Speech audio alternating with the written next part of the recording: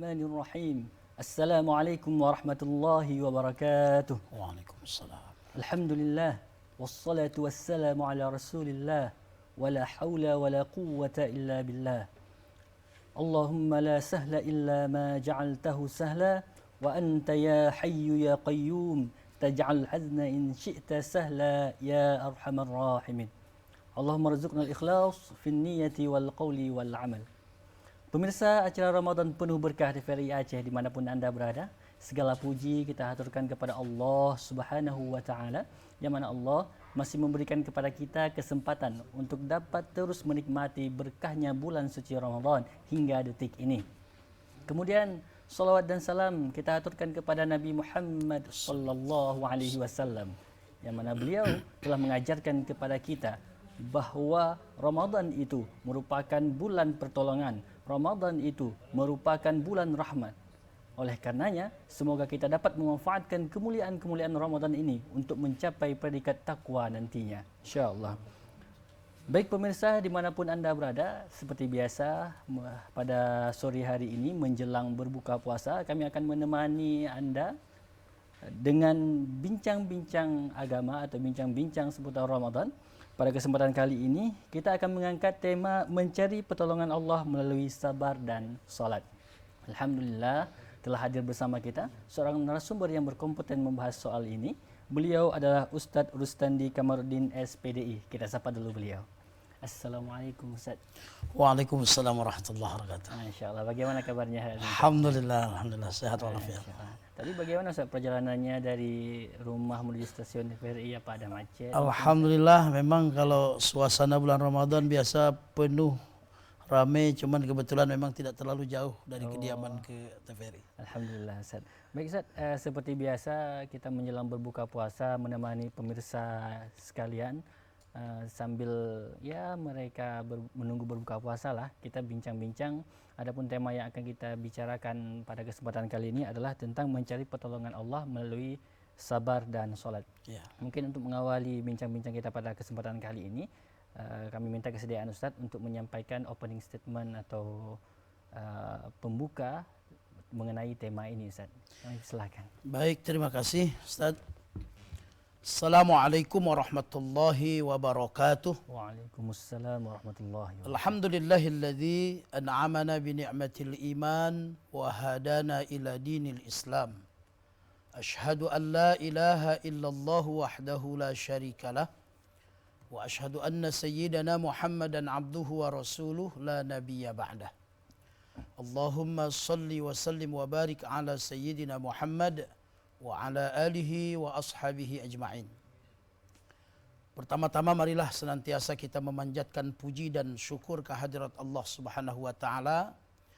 Alhamdulillah kita dipilih oleh Allah menjadi orang-orang yang beruntung dapat dipertemukan kembali dengan bulan suci Ramadan.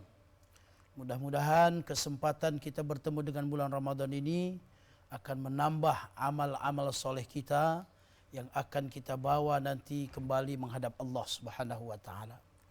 Salawat dan salam sama-sama kita sanjung sajikan keharibaan baginda Rasulullah Muhammad sallallahu alaihi wasallam beserta keluarga dan sahabat-sahabat.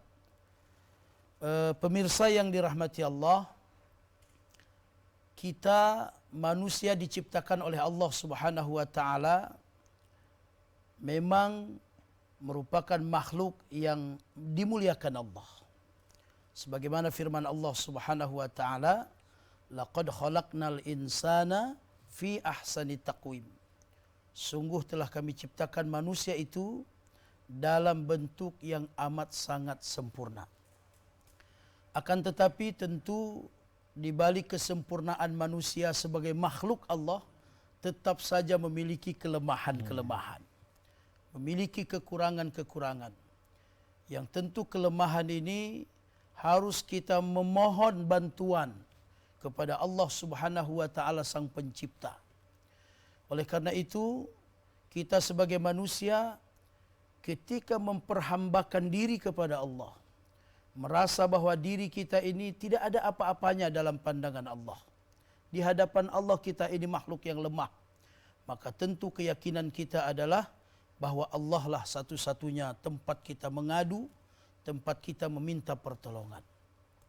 Oleh karena itu banyak sekali Allah Subhanahu wa taala di dalam Al-Quran ayat-ayatnya yang menyebutkan ada beberapa media agar manusia sebagai hamba Allah itu mendapatkan pertolongannya.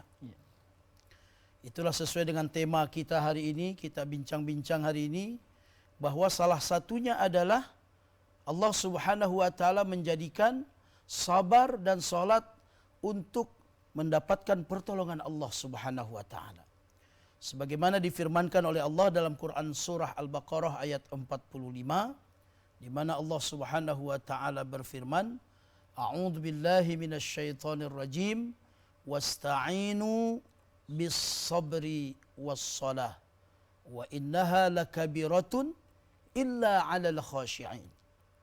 Allah Subhanahu wa taala berfirman, dan mintalah pertolongan Allah lewat sabar dan salat. Ini dua media yang disebutkan oleh Allah secara langsung. Minta pertolongan Allah. Apa medianya? Sabar dan salat. Lalu Allah tegaskan di akhir ayatnya, wa innaha lakabiratun illa 'alal khashi'in. Sesungguhnya sabar dan salat ini adalah pekerjaan yang berat. Tidak mudah kecuali bagi orang-orang yang khusyuk. Nah, ini adalah satu penjelasan yang begitu sangat jelas diberikan oleh Allah kepada kita sebagai hambanya, bahwa manakala kita mengharapkan pertolongan Allah dalam kehidupan kita, maka mari kita miliki yang pertama sifat sabar, dan yang kedua mari tetap kita dirikan salat, karena dua media ini disediakan oleh Allah Subhanahu wa taala untuk mendapatkan pertolongan Allah Subhanahu wa taala. Baik, terima kasih Ustaz. Sebelum kita melangkah lebih jauh lagi, mungkin ada pertanyaan tentang bagaimana sih sabar dan salat ini dapat menjadi perantara pertolongan Allah Subhanahu wa taala kepada hambanya, Ustaz? Ya. Yang pertama, sabar itu adalah satu sifat yang amat sangat terpuji. Ya. Hampir semua utusan-utusan Allah, para nabi, para rasul, diuji oleh Allah Subhanahu wa taala tentang kesabarannya. Ya. Maka kita baca dalam sirah nabi, berapa banyak para nabi yang mendapatkan ujian Allah itu begitu yang luar biasa. Betul. Sehingga ada beberapa derajat para nabi Allah Subhanahu wa taala, di antara sekian banyak yang diutus oleh Allah, ada 25 nabi dan rasul pilihan, dan dari 25 nabi dipilih lagi oleh Allah termasuk kepada ulul azmi. 5 nabi dan rasul yang mendapatkan ujian Allah begitu luar biasa. Kenapa ujian Allah diberikan kepada mereka? Allah ingin menguji kesabarannya. Dan ternyata memang ketika para nabi dan rasul itu di dalam menghadapi ujian dari Allah itu, dengan kesabarannya terus mendekatkan diri kepada Allah Subhanahu wa taala, maka akhirnya Allah Subhanahu wa taala memberikan pertolongan, keselamatan kepada mereka, dan sampai hari ini nama baiknya dikenang oleh umatnya. Kemudian pemirsa yang dirahmati Allah, bahwa dalam realita kehidupan kita, banyak orang yang ketika diuji oleh Allah dengan kesenangan, maka orang kemudian tidak lulus. Tapi sebaliknya ketika diuji oleh Allah dengan kesempitan hidup, dengan kesusahan, justru lulus. Orang menjadi rajin berdoa ketika sedang sulit.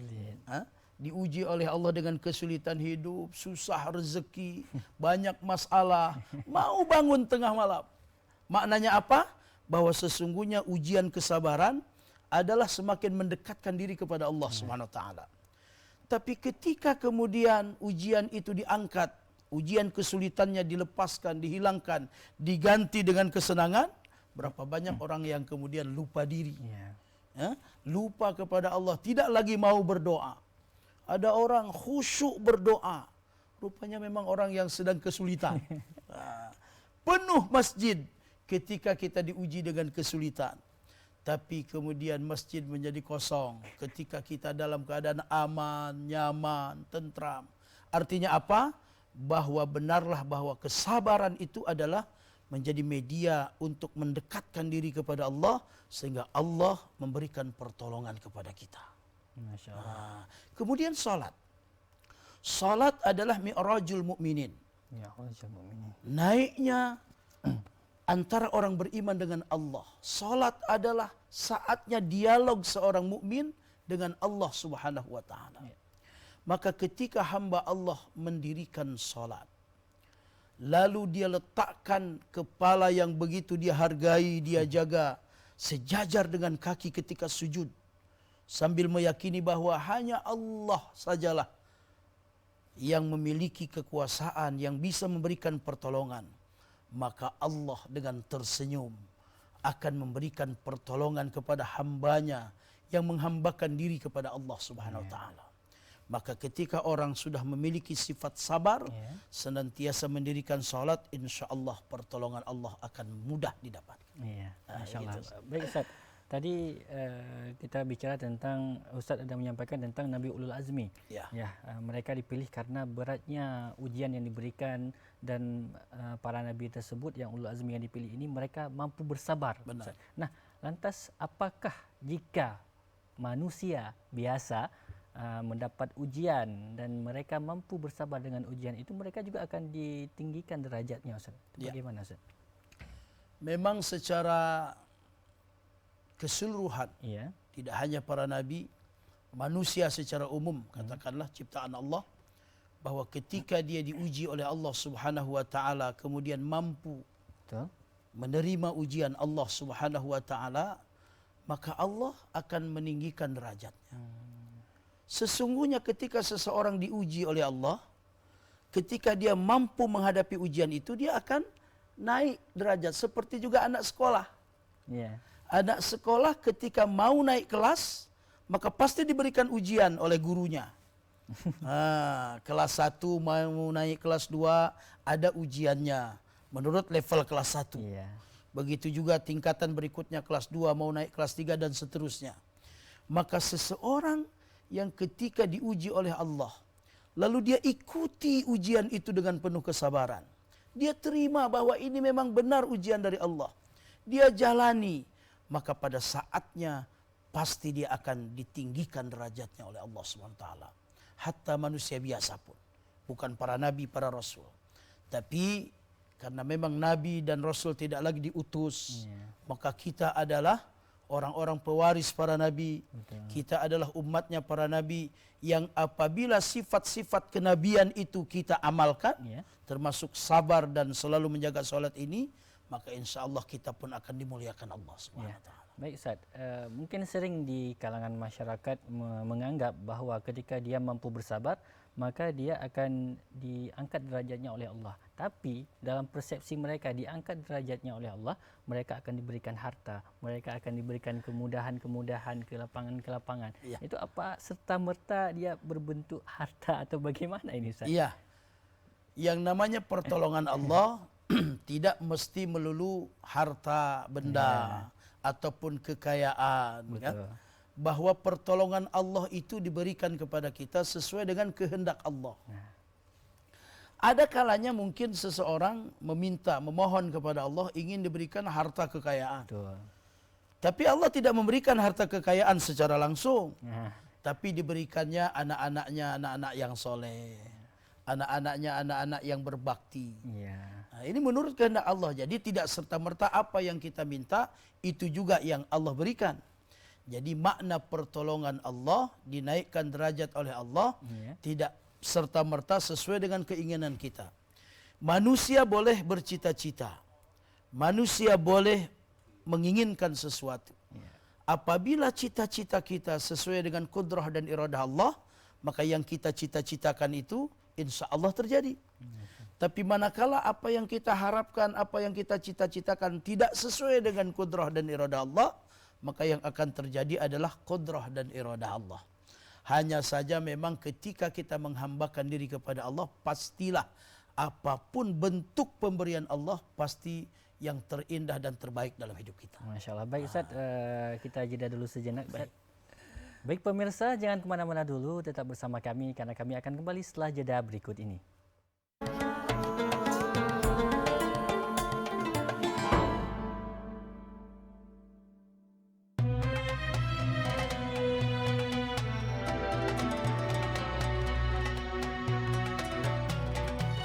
Sudah siap? Baik, ini dia bintang Al-Fayat Benzema, disilahkan.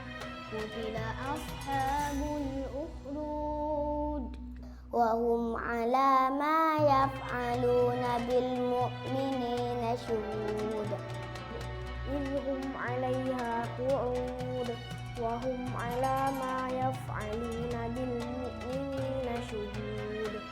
Soal yang terakhir, surat apa yang Ustadz bacakan berikut?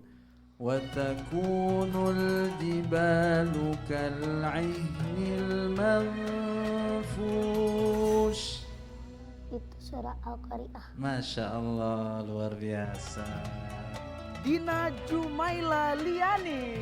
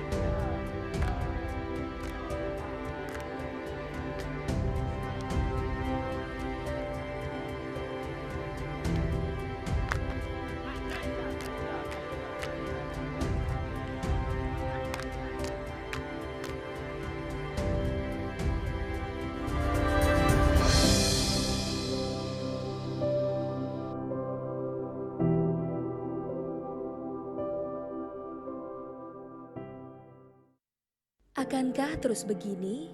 Tidak ada lagi ruang berinteraksi, mengabaikan lingkungan sosial. Kita lupa, kita butuh teman untuk berbagi dalam segala suasana. Ayo, mari bercerita. Terkadang kita lupa, teknologi dapat menjauhkan yang dekat. Begini seharusnya. Bijaklah menggunakan sosial media.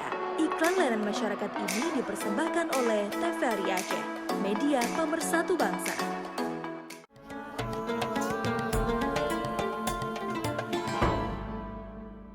Baik, terima kasih pemirsa, Anda masih bersama kami dalam acara Ramadan Penuh Berkah TVRI Aceh. Nah, baik Ustadz, saya ingat tadi ada disampaikan di awal ayat yang mengatakan bahwa wasta'inu bis-sabri was-salah wa innaha lakabiratun illa 'alal khashi'in. Ya. Jadi sabar dan salat itu berat kecuali bagi orang yang khusyuk. Lantas bagaimana maksud orang yang khusyuk di sini Ustaz? Ya. Baik. Sabar dan salat bukan pekerjaan mudah. Ya. Memiliki sifat sabar ini butuh latihan, perjuangan, tahap demi tahap. Begitu juga mendirikan solat ini, kalau betul-betul ingin solat yang khusyuk, ingin solat yang benar, ini juga perlu proses. Ya. Lalu pertanyaannya, siapa orang khusyuk itu? Nah, itu dia. Maka Allah Subhanahu wa taala melanjutkan firman-Nya. Allah Subhanahu wa taala berfirman, "Alladzina yadhunnuna annahum mulaqu rabbihim wa annahum ilaihi raji'un." Ketika Allah sebutkan bahwa sifat sabar dan mendirikan salat adalah berat kedua-duanya, tidak mudah untuk dilaksanakan kecuali orang-orang yang khusyuk, maka Allah menjelaskan siapa orang yang khusyuk itu. Orang yang khusyuk adalah mereka-mereka yang selalu memiliki cita-cita, keinginan untuk selalu bertemu dengan Allah. Ada kerinduan di dalam hatinya untuk selalu bertemu dengan Allah. Alladzina yadhunnuna annahum mulaqu rabbihim. Masya Allah. Dan ini luar biasa. Iya. Sehingga orang-orang yang punya kerinduan dengan Allah, waktu sholat itu ditunggu. Bukan dengan azan dulu baru bergerak, tapi betul-betul ditunggu. Maka ketika terdengar azan berkumandang, apa yang keluar dari lisannya? Alhamdulillah, yang ditunggu sudah tiba. Ya. Masya Allah. Jadi seperti itu. Tetapi kalau orang tidak memiliki kehusyuan, tidak ada kerinduan kepada Allah, maka sholat itu kadang-kadang seolah-olah menjadi beban. Begitu azan berkumandang, kalau orang kita bilang, orang Aceh, kageban lom. Sudah azan lagi, padahal baru aja sebentar. Sudah azan lagi, perasaannya menjadi beban. Maka orang-orang yang memiliki sifat khusyuk dalam dirinya adalah mereka-mereka yang rindu untuk selalu bertemu dengan Allah SWT. Apalagi ketika meyakini bahwa salat adalah media untuk bertemu dengan Allah, maka setiap waktu salat itu akan dirindukan dan selalu dijaga waktunya supaya bertemu dengan Allah Subhanahu wa taala. Nah, lantas Ustaz, mungkin kalau khusyuk itu kan kadang-kadang nggak bisa serta-merta hadir dia. Iya, benar. Plop, langsung khusyuk, dia jadi orang yang khusyuk. Tapi kan biasa ada prosesnya, ada tahapannya. Mungkin Ustaz bisa bagikan tips mungkin ataupun tahap-tahap yang bisa pemirsa juga praktekkan di rumah untuk menjadi pribadi yang khusyuk agar tujuan akhirnya tadi kan biar dia bisa menjadi orang yang bersabar. Benar, gitu. benar. Baik. Bahwa untuk menjadi orang yang khusyuk ya tidak seperti membalikkan tangan. Iya. Tidak semudah itu dan tidak secepat itu. Butuh proses. Perlu belajar tahapan demi tahapan. Seseorang yang menginginkan sholatnya khusyuk, maka dimulai dari sejak awal. Ketika akan mengerjakan sholat itu, dihadirkan suasana apa-apa yang dia kerjakan itu yang mendekatkan dirinya kepada sholat. Katakanlah sebelum waktu azan berkumandang dia baca Al-Quran, dia berzikir kepada Allah. Lalu ketika azan sudah berkumandang, tentu dalam keadaan sudah suci, suci dari hadas dan najis, maka beliau sudah siap untuk mendirikan sholat dengan penuh kehusyuan kepada Allah. Jadi perlu dihantar dulu dengan suasana yang membuat hati kita menjadi khusyuk. Bagaimana akan khusyuk ketika, katakanlah kita ketika azan berkumandang sedang nonton bola, sedang seru-serunya nonton bola, hampir gol penalti, lalu kita cepat berangkat sholat. Ini anak-anak muda biasanya. Terburu-buru. Maka terburu-buru, kadang-kadang wudhu juga tidak sempurna. Dan ketika sedang sholat yang terbayang, bola. Yang sebelum sholat tadi sedang menonton bola. Ini tadi cetak penalti, gol apa enggak? Itu yang terbayang. Atau ibu-ibu sedang nonton sinetron. Jadi hadirkan suasana sebelum kita sholat itu memang suasana yang membuat hati kita khusyuk mendekati sholat. Baca buku-buku tentang agama, hadis-hadis Nabi, Al-Quran atau berzikir. Sehingga ketika waktu sholat sudah tiba, maka insya Allah kita sudah siap untuk melaksanakan sholat dengan khusyuk. Dan betapa beruntungnya orang-orang yang sholatnya dengan khusyuk. Dalam surah Al-Mu'minun Allah berfirman, A'udzubillahi minasyaitonirrajim, qad aflahal mu'minun. Alladzina hum fi salatihim khashi'un. Masya Allah. Kata Allah, beruntunglah orang-orang yang qad aflah, beruntunglah orang-orang yang beriman. Siapa orang beriman yang beruntung itu? Salah satunya kata Allah, mereka-mereka yang mendirikan salat secara khusyuk. Apa makna khusyuk itu? Dia dirikan salat dengan penuh kerinduan kepada Allah SWT. Masya Allah, luar biasa nih Ustaz ya. Berarti memang harus dilatih, dibiasakan dengan melakukan persiapan. Jangan tiba-tiba langsung sholat gitu. Nggak ada persiapan bisa. Itu tidak bisa. Jadi Masya Allah luar biasa Ustaz. Kemudian Ustaz, terkait dengan puasa Ustaz. Kan di bulan puasa ini kita melakukan segala sesuatu halnya termasuk mungkin sabar di dalamnya. Dengan tujuan akhir kan menjadi pribadi yang bertakwa. Benar. Nah, apakah dengan bersabar di dalam bulan suci Ramadan ini juga sholat mungkin dapat mengantarkan kita lebih mudah menjadi pribadi yang bertakwa itu, Ustaz? Ya. Ibadah saum Ramadan adalah ibadah paket. Dia tidak hanya satu-satu, tapi paket. Ada ibadah saum di dalamnya. Ada ibadah salat tarawih, salat sunnah. Kemudian ada infak sedekah. Maka biasanya ketika Ramadan datang, insya Allah semangat untuk melaksanakan aktivitas ibadah itu kan semakin bergairah. Nah, ketika orang masuk bulan suci Ramadan, sekarang sudah berada di bulan suci Ramadan ini, maka suasananya memang merupakan suasana ibadah. Kita lihat di mana-mana masjid-masjid, menasah-menasah, musola-musola penuh. Semua ada acara ceramah. Malam hari ada ceramah, subuh ada ceramah, zuhur ada ceramah, di TV ada ceramah macam kita ini sekarang nih kan. Di radio ada ceramah. Jadi ada suasana yang membuat kita semakin mendekatkan diri kepada Allah Subhanahu wa taala. Maka perjalanan ibadah saum Ramadan itu semakin terasa kita ini akan mengarah kepada ketakwaan kepada Allah Subhanahu wa taala. Maka kalau kita ambil hanya sebahagiannya saja, kemungkinan tidak terpenuhi apa yang difirmankan oleh Allah Subhanahu wa taala, la'allakum tattaqun.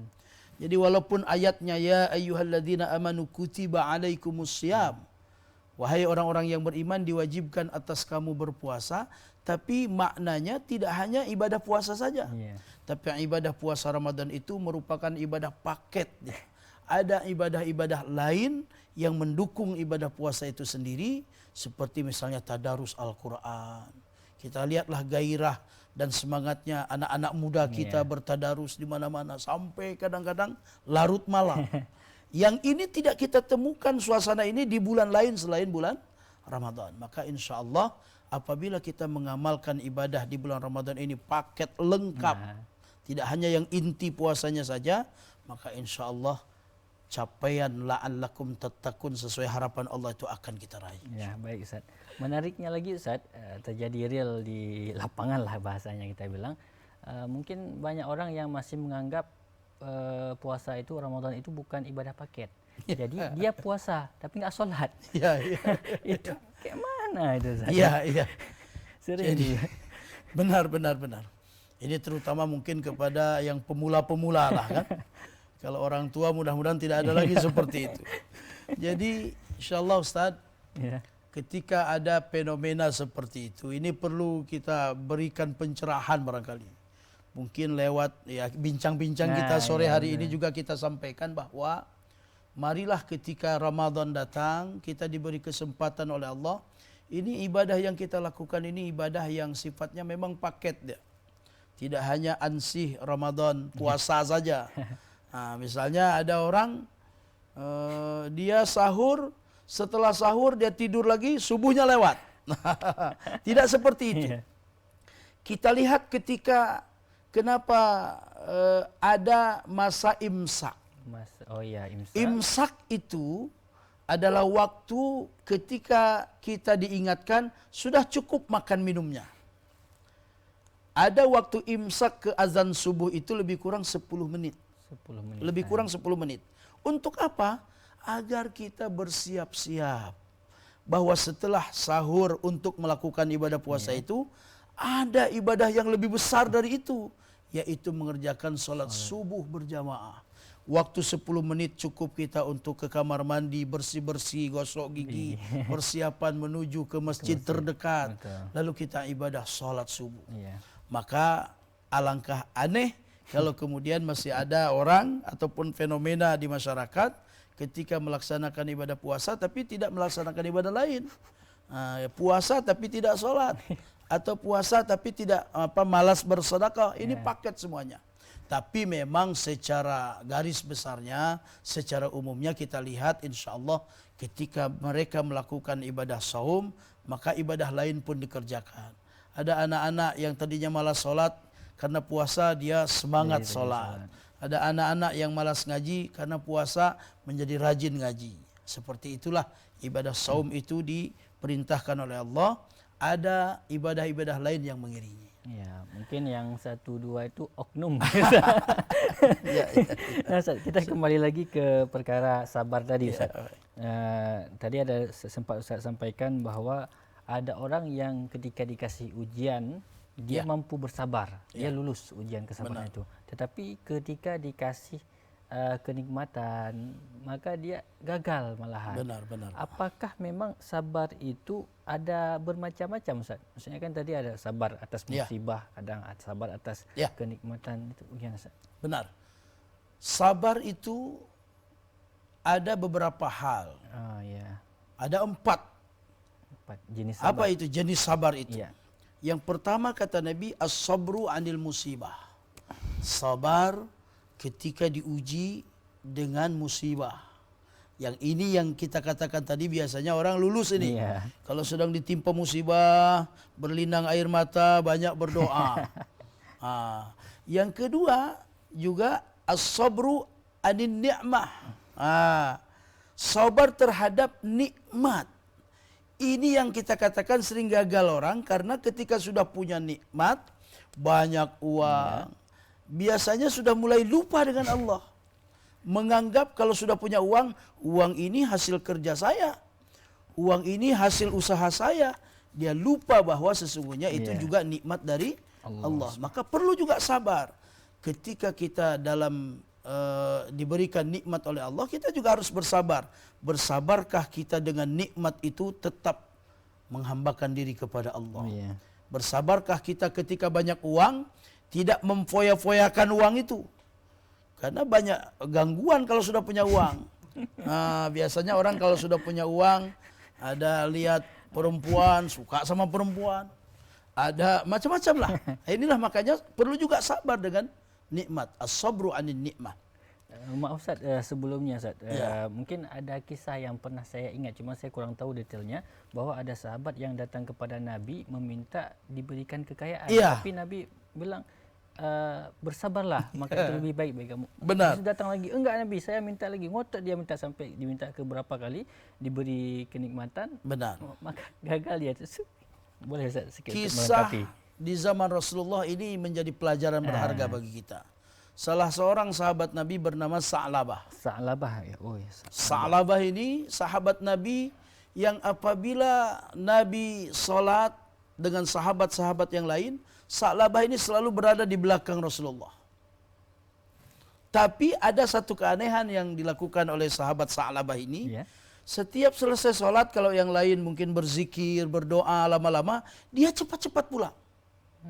Kenapa cepat-cepat pulang? Rupanya satu waktu ditanyalah oleh Rasulullah, wahai Sa'labah, kenapa selesai sholat itu tidak meminta dulu kepada Allah, berzikir dulu, berdoa, sebagaimana aku juga berzikir, berdoa, sahabat yang lain. Apa dijawab oleh Sa'labah ketika itu? Ya Rasulullah, saya ini orang miskin, orang susah. Kain sarung ini hanya satu dan digunakan oleh saya dan istri saya. Maka kalau saya berlama-lama di sini, habis nanti waktu sholat, istri belum sholat di rumah. Saya cepat pulang itu karena saya punya kain satu bergantian dengan istri saya. Oh, kata Rasulullah ketika itu, bersabarlah kamu dengan ujian Allah kekurangan ini, yang penting engkau tetap dekat kepada Allah. Rupanya satu waktu Sa'labah berpikir, ini kalau meminta kepada Rasulullah, minta didoakan supaya menjadi orang yang mampu, orang kaya, mungkin mustajabah doa Rasulullah. Maka datanglah kepada Rasulullah, ya Rasulullah, sebagaimana engkau ketahui bahwa saya ini susah dengan istri miskin, punya kain sarung aja hanya satu. Tolonglah doakan supaya saya jadi orang kaya. Kata Rasulullah, jangan Sa'labah. Engkau disayang Allah dengan keadaanmu sekarang ini. Kata Sa'labah, tolonglah. Kalau anak-anak sekarang bilang, please deh, kan? Silahkan ya Rasulullah, doakan saya. Kata Rasulullah, jangan wahai Sa'labah. Tapi berulang-ulang dia meminta kepada Rasulullah. Akhirnya kata Rasulullah, apakah engkau jika nanti diberikan oleh Allah kekayaan tetap dekat kepada Allah? Kata Sa'labah, insya Allah ya Allah. Bahkan saya akan semakin rajin, akan semakin taat kepada Allah Subhanahu Wa Taala. Maka akhirnya didoakan. Didoakan oleh Rasulullah, ya Allah berikanlah karunia yang banyak kepada Sa'labah. diberikanlah 2 ekor kambing ketika itu, 1 ekor jantan, 1 ekor betina. Kau peliharalah ini. Maka kemudian Sa'labah pun pulang dengan senang hati, dipeliharalah kambing ini. Rupanya dengan rahmat Allah, berkat doa Rasulullah, beranak pinaklah. Sekali lahir 4, sekali terus, sampai akhirnya banyak. Sa'labah yang tadinya selalu berjamaah sholat dengan Rasulullah, karena sudah banyak hartanya, sibuk ngurus harta, sudah mulai jarang berjamaah. Kemudian seiring perjalanannya sudah mulai tidak lagi berjamaah.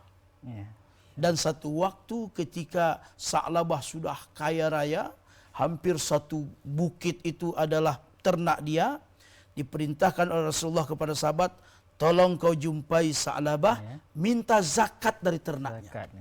Apa kalimat yang diucapkan oleh Sa'labah ketika itu? Dia kufur nikmat. Kata Sa'labah, ini kambing saya yang pelihara, saya yang jaga, kok tiba-tiba kamu minta untuk diberikan zakatnya? Maka dia tidak memberikan. Dan pada akhirnya dalam kisah itu disebutkan bahwa Allah cabut kembali, dan kembali dia jatuh miskin, lebih miskin dari semula. Ini karena dia kufur nikmat. Masya Allah. Ini satu kisah luar biasa di sana. Langsung real terjadi. Terjadi. Baik Ustaz, mungkin tadi sebelum kita lengkapi jawaban seputar jenis-jenis sabar, kita jeda dulu sejenak Ustaz. Baik pemirsa, jangan kemana-mana dulu, tetap bersama kami karena kami akan kembali setelah jeda berikut ini.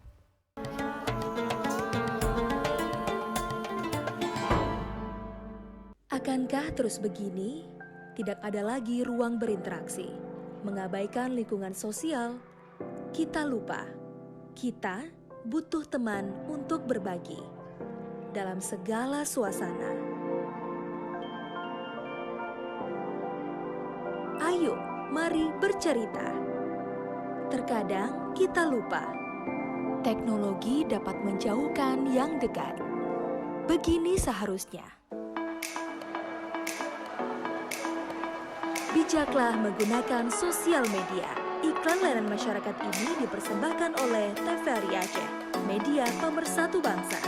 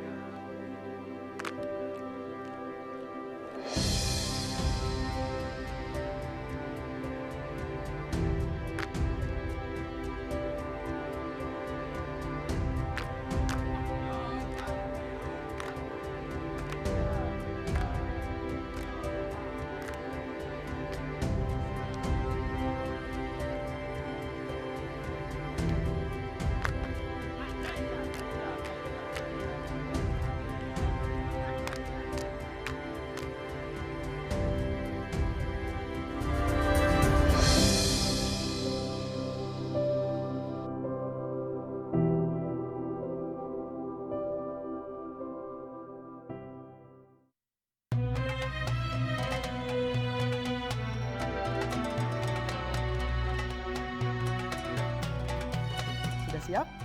Baik, ini dia bintang Alfayat Benzema, disilahkan. Qutila ashabul ukhdud wa hum ala ma yaf'aluna bil mu'minina syuhud. Idhum 'alaiha qu'ud wa hum ala ma yaf'aluna bil mu'minina syuhud. Soal yang terakhir, surat apa yang Ustadz bacakan berikut? Watakunul jibalu kal'ihnil manfush. Itu surah Al-Qari'ah. Masya Allah, luar biasa. Dina Jumaila Liani.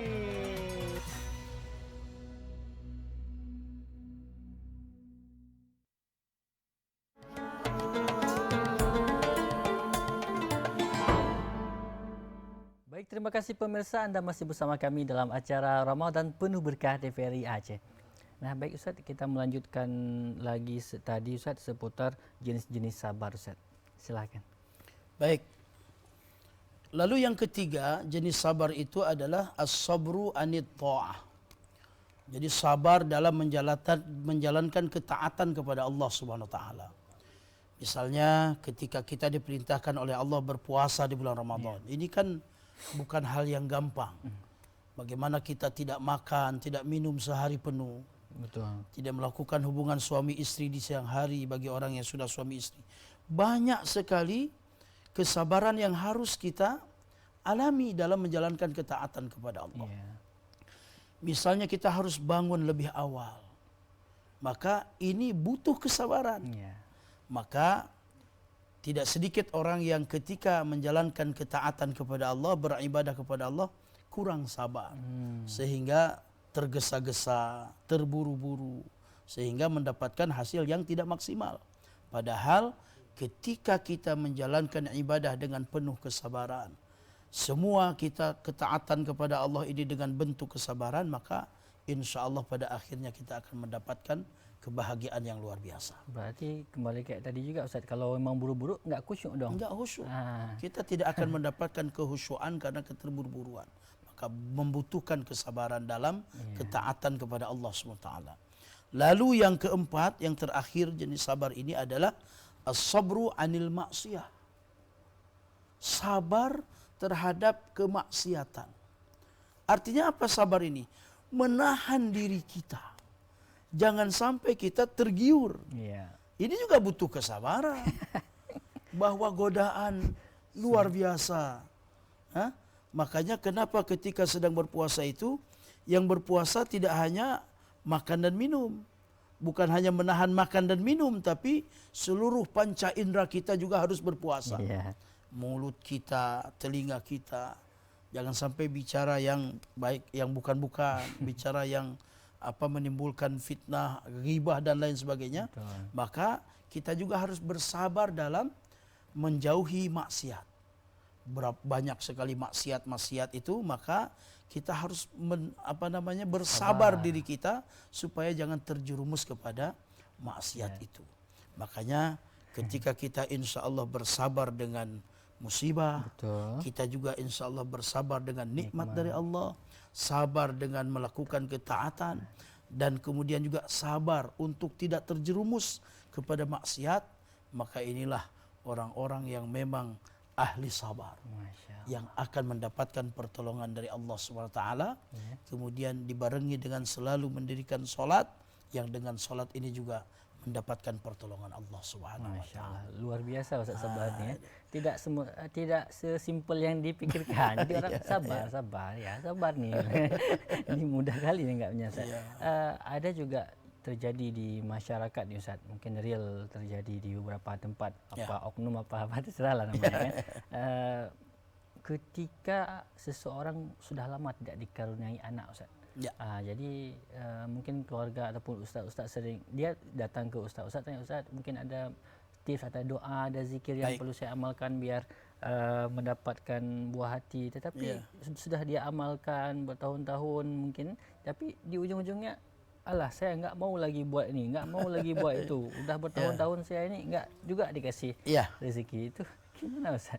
Yang namanya sabar itu tidak ada batas. Jadi kadang-kadang ada orang bilang, sabar kan ada batasnya juga, berarti belum sabar. Kalau masih mengatakan bahwa sabar ini kan ada batasnya, berarti belum sabar. Orang-orang yang sabar adalah memang mereka orang-orang yang selalu merindukan Allah Subhanahu wa taala.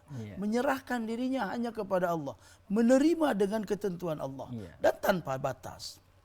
Maka mohon maaf barangkali ada di antara pemirsa yang diuji oleh Allah sudah berkeluarga, akan tetapi mereka belum dikaruniai anak. Bersabarlah, terus berusaha. Sebagaimana dulu Nabiullah Ibrahim alaihissalam. 80 tahun. Masya Allah. Kalau kita baru 4 tahun merasa sudah hebat kali berdoa. Nabiullah Ibrahim 80 tahun tidak dikaruniai anak, tapi terus berdoa, Rabbi habli minas solihin, Rabbi habli minas solihin. ending dari sabarnya beliau berdoa, tidak pernah mengeluh, selalu mengadukan dirinya kepada Allah. Akhirnya apa? Fabasyarnahu bigulamin halim. Berikan kabar gembira kepada Ibrahim dengan dikaruniai anak setelah 80 tahun. Ini makna sabar, tidak ada batas. Maka pada kesempatan ini barangkali kita mengajak pemirsa dan kita juga. Bukan berarti yang bicara ini juga sudah sabar. Belum tentu juga. Tapi makna sabar ini marilah benar-benar kita dalam kehidupan kita hadirkan. Kita belajar supaya menjadi orang-orang yang sabar. Kemudian sholat tetap dijaga. Dan sholat juga harus bersabar. Memerintahkan anak untuk supaya sholat. Ini juga tidak cukup sekali dua kali. Bersabarlah sambil terus disuruh. Supaya pada akhirnya anak kita juga dengan kesabaran kita mau mendirikan sholat. Insya Allah mudah-mudahan dengan selalu kita memiliki sifat sabar. Senantiasa menjaga sholat-sholat kita. Pertolongan Allah akan diberikan kepada kita. Apa bentuk pertolongannya? Apapun itu kalau sudah Allah tolong, pastilah yang terbaik untuk kita, baik di dunia maupun di akhirat nanti. Barangkali itu Ustaz. Baik, terima kasih banyak nih Ustaz. Alhamdulillah banyak hal baru yang kita dapat mungkin Ustaz kan. Semoga ada manfaatnya insya-Allah. Baik pemirsa, semoga dengan apa yang disampaikan oleh Ustaz tadi kita dapat mengambil banyak hikmah, dapat mengambil banyak pelajaran dan semoga Allah memudahkan kita untuk dapat menerapkan apa-apa yang disampaikan oleh Ustaz tadi. Tentunya khusus di 4 jenis sabar tadi, ketika Anda diuji dengan musibah, bersabarlah. Ketika Anda pun diuji dengan nikmat, jangan goyah, tetap bersabar dengan nikmat. Jangan gara-gara dikasih nikmat malah Anda kufur kepada Allah Subhanahu wa taala. Kemudian ketika Anda melakukan ketaatan, bersabarlah. Di balik kesabaran dalam ketaatan ada kenikmatan, ada keindahan, ada pahala yang besar dari Allah Subhanahu wa taala. Dan yang terakhir, harus bersabar, menahan diri, mengerem diri, pakai rem cakram kalau bisa, dari melakukan kemaksiatan-kemaksiatan kepada Allah Subhanahu wa taala. Semoga Allah memudahkan kita untuk menjadi pribadi yang sabar, insya-Allah. Amin amin ya rabbal alamin. Baik pemirsa dimanapun Anda berada, terima kasih Anda sudah membersamai kami hingga penghujung acara. Saya mewakili kru yang bertugas mohon undur diri. Wassalamualaikum warahmatullahi wabarakatuh.